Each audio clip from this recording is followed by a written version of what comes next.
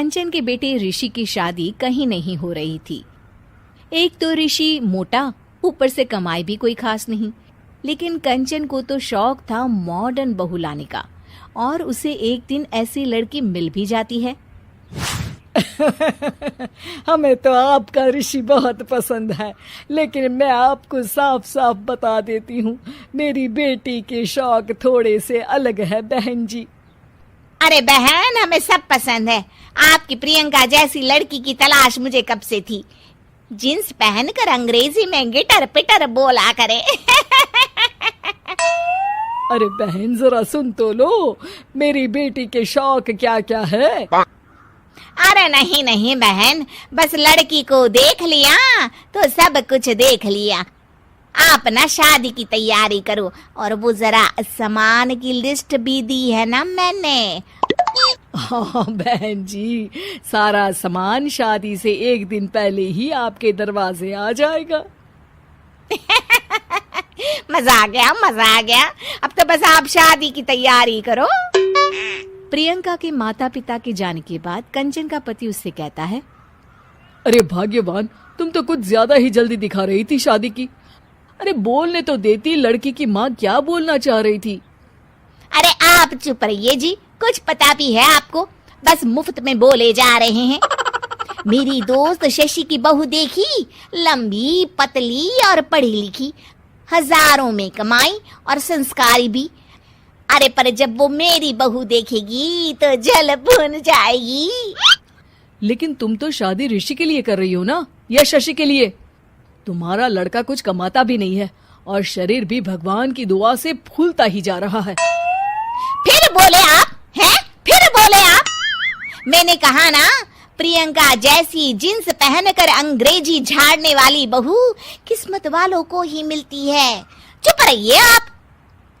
पति के लाख कहने पर भी कंचन ऋषि की शादी प्रियंका से करवा देती है। लेकिन प्रियंका जैसे ही घर में आती है, वैसे ही जोर जोर से चिल्लाकर नाचने लगती है। आज मेरे यार की शादी है, आज मेरे यार की शादी है। अरे नाचो मां नाचो। आज मेरे यार की शादी है। कंचन, उसका पति और ऋषि ये देखकर हैरान रह जाते हैं।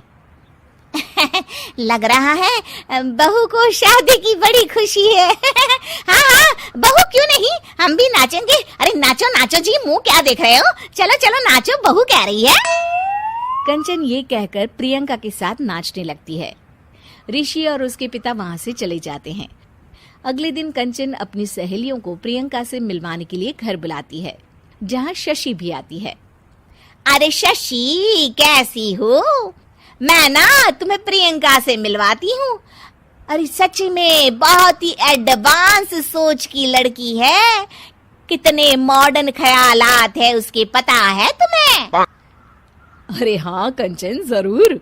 बच्चों की शादी अच्छी ही होनी चाहिए, और वैसे भी तुझे तो शुरू से ही ऊंचे ख्याल की बहू चाहिए थी। तभी कंचन की सहेली कहती है, अरे कंचन, बुलाओ ना प्रियंका को, हम भी मिल ले। अरे बहू प्रियंका, जरा बाहर तो आना। कई बार आवाज देने के बाद भी प्रियंका बाहर नहीं आती है, तो कंचन को बुरा लग जाता है। वो उसे लेकर बाहर आती है, लेकिन ये क्या, प्रियंका लड़खड़ाती हुई बाहर आती है और उसके हाथ में शराब की बोतल होती है। हालांकि शराब पीना स्वास्थ्य के लिए हानिकारक होता है और ये हमारी किडनी के लिए बहुत ही खतरनाक है, लेकिन कंचन की बहू प्रियंका पूरे नशे में होती है। अरे इतने सारे लोग। ये कहकर वो शशि के पास जाती है। आंटी जी, पत्ते खेलेंगी, पत्ते। अरे दूर हो, दूर हो, तुम्हारे मुंह से तो शराब की बदबू आ रही है।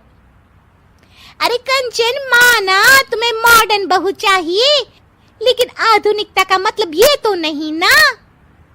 बुरा ना मानना कंचन, तुम्हें पता था कि तुम्हारे बेटे की कमाई और शरीर दोनों ही ठीक नहीं है, तो तुम्हें उसी हिसाब की लड़की से शादी करवानी चाहिए थी। ऐसा कहकर सभी औरतें वहां से चली जाती है। तभी प्रियंका की माँ कंचन के घर आती है। अरे बहन जी, बड़ी चालाक निकली आप तो। बिना बताए अपनी पियक्कड़ बेटी मेरे लायक बेटे के गले में बांध दी। आय हाय, बड़ी आई बिना बताए। उस दिन जब मैं ये बात बता रही थी तो तुम तो सुनने को भी तैयार नहीं थी। अब भुगतो तुम। ये कहकर वो वहां से वापस चली जाती है। सबके जाने के बाद कंचन अपना सर पकड़ लेती है। हाय रे, आधुनिकता की अंधी दौड़ में मैं अपनी संस्कृति ही भूल बैठी थी। अब तो राम ही बचाए मुझे।